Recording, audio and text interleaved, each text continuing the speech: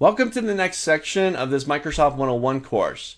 Now, before we jump in and start to talk about templates, I want to do a really quick preview on what the idea is, what the concept is of an Excel template.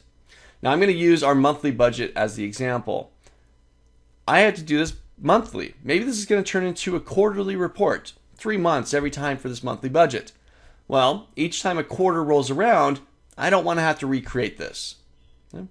I want to be able to create a template, something that I can reuse, okay, that already has base structure built into it. Like this. If I were to turn this into a template, I'd first wipe out the data here. This is the specific data for January, February, and March. Just hit my delete key.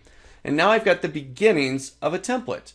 It's already got the main headers, the main bills. It's already got the calculations. It's already formatted. It's already got a chart down below.